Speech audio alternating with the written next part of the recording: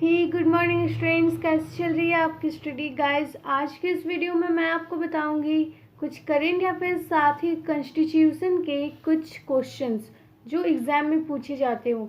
That means polity के, भारतीय संविधान के से रिलेटेड मैं कुछ क्वेश्चंस बताऊंगी जो हर एक एग्ज़ाम में पूछे जाते हैं। और करेंट अफेयर्स के साथ साथ जनरल अवेयरनेस भी हमारे लिए बहुत ज़रूरी है। सो इस वीडियो को आप लोग देखो एंड तक। एंड वीडियो अगर पसंद आए तो चैनल को लाइक कर देना, शेयर करो एंड सब्सक्राइब कर देना और बेल आइकन को प्रेस कर देना।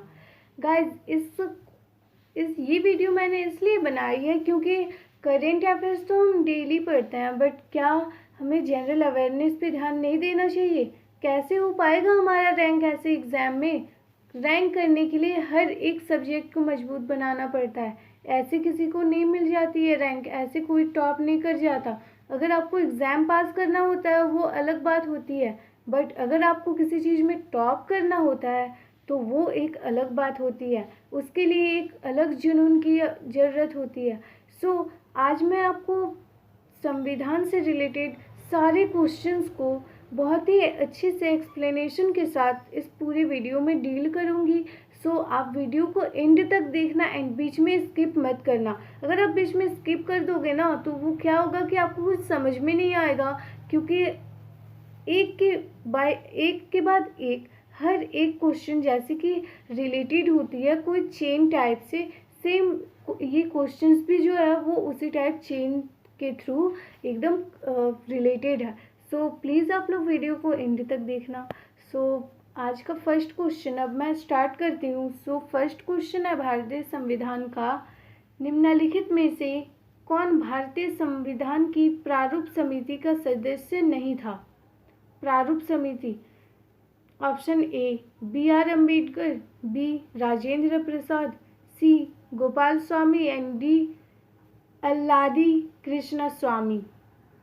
तो इसका करेक्ट आंसर होगा राजेंद्र प्रसाद। जी हाँ, राजेंद्र प्रसाद भारतीय संविधान की प्रारूप समिति का सदस्य नहीं थे। इसके डिटेल्स में बात करें तो यहाँ पे देखिए आप लोग, राजेंद्र प्रसाद भारतीय संविधान की ड्राफ्टिंग समिति के सदस्यों में से एक नहीं थे।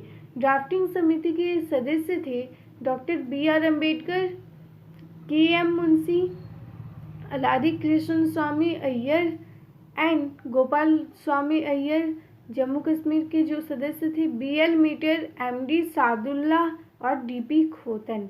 इसके मैं पीडीएफ डाल दूंगी डिस्क्रिप्शन में, सो आप पीडीएफ से भी देख लोगे तो आपके लिए अच्छा होगा। अब चलते हैं नेक्स्ट क्वेश्चन की ओर। सो क्वेश्चन नंबर 2 आपका है, भारतीय संविधान में न्यायिक समीक्षा आधारित है। न्यायिक समीक्षा, कानून के नियम, ऑप्शन ए कानून के नियम, बी कानून की उचित प्रक्रिया, सी कानून द्वारा स्थापित प्रक्रिया एंड डी उदाहरण और सम्मेलन। सो इसका करेक्ट आंसर होगा कानून द्वारा स्थापित प्रक्रिया। भारतीय संविधान में न्यायिक समीक्षा कानून द्वारा स्थापित प्रक्रिया पर आधारित होती है। इसके डिटेल्स में बात करें तो भारत में न्यायिक समीक्षा कानून द्वारा स्थापित प्रक्रिया के सिद्धांत द्वारा शासित है। इसके तहत न्यायालय एक टेस्ट आयोजित करता है, अर्थात कानून को कानून बनाने वाले निकाय द्वारा प्रदत्त शक्तियों के अनुसार बनाया गया है या नहीं और निर्धारित प्रक्रिया का पालन करता है या नहीं आदि देखने के लिए एक टेस्ट आयोजित करता है। अब चलते हैं question number 3, next question. So next question है आपका, निम्नलिखित गतिविधियों में से कौन सा संविधान द्वारा शोषण के विरुद्ध अधिकार के अंतर्गत प्रतिबंधित है? संविधान द्वारा शोषण के विरुद्ध अधिकार के, ऑप्शन ए धार्मिक अल्पसंख्यकों का शोषण, बी अनुसूचित जातियों और अनुसूचित जनजातियों का शोषण, सी मनुष्यों और बंधुआ मजदूरों की तस्करी एंड डी विस्थापन और विकास गतिविधियों के कारण जबरन प्रवासन। सो इसका करेक्ट आंसर होगा मनुष्यों और बंधुआ मजदूरों की तस्करी। इसकी अगर डिटेल्स में बात करें तो शोषण के विरुद्ध अधिकार अनुच्छेद 23 और अनुच्छेद 24 में डील की गई है। मनुष्यों और बंधुओं द्वारा मजदूरों की तस्करी का निषेध अनुच्छेद 23 के तहत प्रतिबंधित है, जिसमें मनुष्यों, गरीबों या बंधुआ मजदूरों और अन्य बंधुआ या जबरन मजदूरी के प्रकारों का निषेध किया गया है। इस प्रावधान का कोई भी उल्लंघन कानून के अनुसार दंडनीय अपराध होगा। यह अधिकार नागरिकों और गैर नागरिकों दोनों के लिए उपलब्ध है। यह न केवल राज्य के खिलाफ बल्कि निजी व्यक्तियों के खिलाफ भी व्यक्ति की रक्षा करता है। कारखानों में बच्चे के रोजगार का निषेध अनुच्छेद 24 के तहत प्रदान किया जाता है। नाबालिग बच्चों को दैट मीन्स 14 साल से पहले वाले 14 साल से कम उम्र के बच्चों को कहीं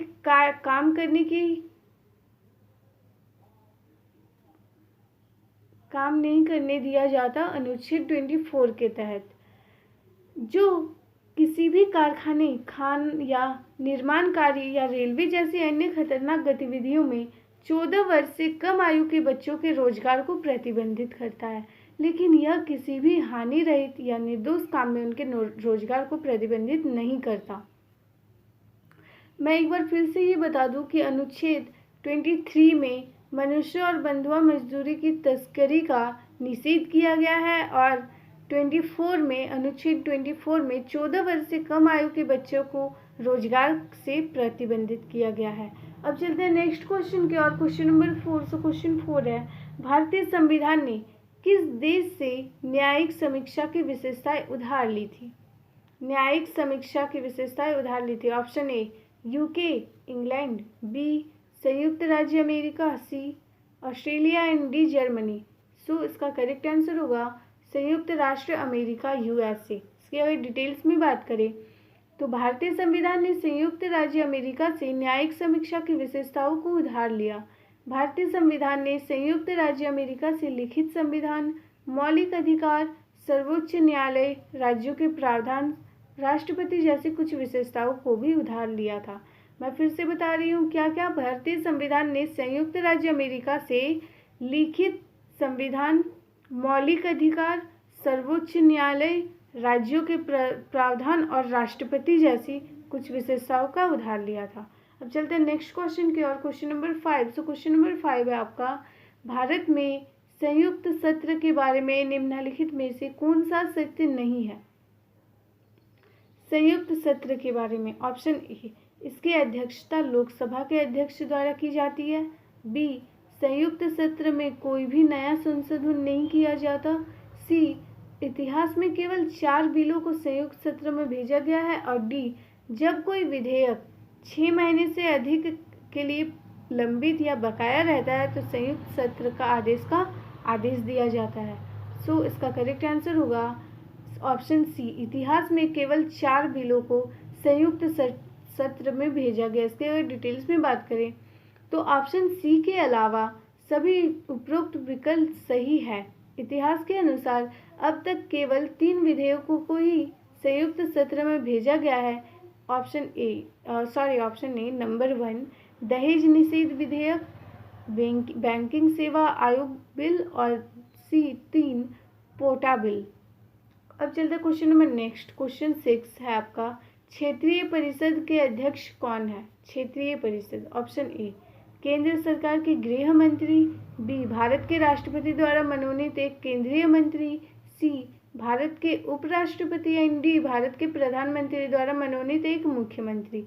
सो इसका करेक्ट आंसर होगा केंद्र सरकार के गृह मंत्री। इसके अगर डिटेल्स में बात करें तो क्षेत्रीय परिषदें संवैधानिक और गैर संवैधानिक निकाय है जिन्हें राज्य पुनर्गठन अधिनियम 1956 द्वारा आयोजित किया गया है। इस अधिनियम ने देश को 5 जोनों में उत्तरी, मध्य, पूर्वी, पश्चिमी और दक्षिणी में विभाजित किया है और प्रत्येक जोन में के लिए एक क्षेत्रीय परिषद प्रदान की है। प्रत्येक क्षेत्रीय परिषद में निम्नलिखित सदस्य होते हैं और 1 केंद्रीय सरकार के गृह मंत्री, 2 जोन में सभी राज्यों के मुख्यमंत्रियों, 3 जोन में प्रत्येक राज्य के 2 अन्य मंत्री और 4 जोन में प्रत्येक संघ राज्य क्षेत्र का व्यवस्थापक। अब चलते हैं नेक्स्ट क्वेश्चन की और क्वेश्चन नंबर 7। सो क्वेश्चन 7 है 1986 का पर्यावरण संरक्षण अधिनियम भारतीय संविधान के निम्नलिखित में से किस अनुच्छेद के अंतर्गत आता है? पर्यावरण संरक्षण अधिनियम संविधान के किस अनुच्छेद में आता है? ऑप्शन ए अनुच्छेद 283 मतलब 283, बी अनुच्छेद 263 अनुच्छेद 263, सी अनुच्छेद 253 एंड डी अनुच्छेद 293। सो इसका करेक्ट आंसर होगा अनुच्छेद 253। जी हाँ, पर्यावरण संरक्षण अधिनियम 1986 में भारत की संसद द्वारा पारित किया गया था। भोपाल त्रासदी के चलते भारत सरकार ने संविधान के अनुच्छेद 253 के तहत 1986 के पर्यावरण संरक्षण अधिनियम को अधिनियमित किया था। यह मार्च 1986 को पारित किया गया था और 19 नवंबर 1986 को लागू किया गया था। अब चलते हैं नेक्स्ट क्वेश्चन की ओर, क्वेश्चन 8। सो क्वेश्चन नंबर 8 है, निम्न में से कौन सा भारत का संवैधानिक निकाय नहीं है? संवैधानिक निकाय नहीं है। ऑप्शन ए भारत का निर्वाचन आयोग, बी भारत का वित्त आयोग, सी राष्ट्रीय मानवाधिकार आयोग एंड डी राज्य वित्त आयोग। सो इसका करेक्ट आंसर होगा राष्ट्रीय मानवाधिकार आयोग। इसके अगर डिटेल्स में बात करें तो भारत का निर्वाचन आयोग ऑप्शन ए जो है वो भारतीय संविधान का अनुच्छेद 324 में डील की गई है। ऑप्शन बी भारत का वित्त आयोग भारतीय संविधान के अनुच्छेद 280 में डील की गई है। ऑप्शन सी राष्ट्रीय मानवाधिकार आयोग मानवाधिकार अध्यादेश 1993 के तहत गठित किया गया है। और ऑप्शन डी राज्य वित्त आयोग भारतीय संविधान के अनुच्छेद 243(u)(1) में डील की गई है। अब चलते हैं नेक्स्ट क्वेश्चन की ओर, क्वेश्चन नंबर 9। सो क्वेश्चन 9 है, भारतीय संविधान में राष्ट्रपति के चुनाव की विधि किस देश से ली गई है? बहुत इंपॉर्टेंट क्वेश्चन है, ये लगभग हर एक एग्जाम में पूछे जाते हैं। मैंने जो 2-3 एग्जाम दिए हैं मैंने भी देखा है कि ये क्वेश्चंस, और आप लोग एक बात जान लो, कॉन्स्टिट्यूशन से रिलेटेड बहुत से क्वेश्चंस एग्जाम में पूछे जाते हैं। लिख के ले लो, आप किसी से भी पूछ सकते हो। आप लोग पूछना क्यों, आप लोग खुद देख लो ना, क्या किसी ने एग्ज़ाम नहीं दिया है? हर एक एग्ज़ाम में पूछे जाते हैं कॉन्स्टिट्यूशन से रिलेटेड क्वेश्चंस। सो अपनी पॉलिटी मजबूत करो, मैं बार बार बोल रही हूँ अपनी पॉलिटी मजबूत करो। सो चलिए ये क्वेश्चन रिपीट करती हूँ अगेन। भारतीय संविधान में राष्ट्रपति के चुनाव की विधि किस देश से ली गई है? Option A Britain, B America, C Ireland and D Australia. इसका करेक्ट आंसर होगा आयरलैंड। संविधान में राष्ट्रपति चुनाव की विधि आयरलैंड से ली गई है। इसके अगर डिटेल्स में बात करें तो निम्नलिखित अवधारणाएं आयरलैंड से भारत के संविधान से उधार ली गई है। राज्य नीति के निर्देशक सिद्धांत की अवधारणा, और राष्ट्रपति के निर्वाचन की विधि, और राष्ट्रपति द्वारा राज्यसभा में सदस्यों का नामांकन। अब चलते हैं नेक्स्ट क्वेश्चन की ओर, क्वेश्चन नंबर 10। आज का ये क्वेश्चन फाइनल क्वेश्चन है। सो क्वेश्चन नंबर 10 है आपका, आपातकाल के दौरान भी निम्नलिखित में से कौन से अनुच्छेद निलंबित नहीं किया जा सकता? आपातकाल के दौरान भी कौन सा अनुच्छेद निलंबित नहीं किया जा सकता? ऑप्शन ए अनुच्छेद 19, बी अनुच्छेद 20 और 21, सी अनुच्छेद 22 और 23, और डी अनुच्छेद 24 और 25। सो इसका करेक्ट आंसर होगा अनुच्छेद 20 और 21। इसके अगर डिटेल्स में बात करें तो भारतीय संविधान के अनुच्छेद 20 और 21 को आपातकाल के दौरान अनुच्छेद 359 के तहत राष्ट्रपति के आदेश से निलंबित नहीं किया जा सकता। अनुच्छेद 20 के अनुसार किसी भी व्यक्ति को कानून के उल्लंघन के अलावा किसी भी अपराध के लिए दोषी नहीं ठहराया जाएगा। किसी व्यक्ति को एक ही अपराध के लिए एक से अधिक बार दंडित भी नहीं किया जाएगा। कोई भी व्यक्ति खुद के खिलाफ गवाही देने के लिए मजबूर नहीं होगा। भारतीय संविधान के अनुच्छेद 21 को आपातकाल के दौरान निलंबित नहीं किया जा सकता, क्योंकि इसके अनुसार कोई भी व्यक्ति कानून द्वारा प्रक्रिया राज्य के अनुसार अपने जीवन या व्यक्तिगत स्वतंत्रता से वंचित नहीं किया जाएगा। सो आज का तो क्वेश्चन हो गया, आज तक इतनी ही। एंड ये वीडियो आपको कैसी लगी ये आप बताओ कमेंट में। एंड वीडियो को लाइक कर देना, शेयर करो एंड सब्सक्राइब करके बेल आइकन को प्रेस कर देना ताकि मेरी वीडियो आपके पास सबसे पहले पहुंचे। सो तब तक के लिए टेक केयर, बाय बाय।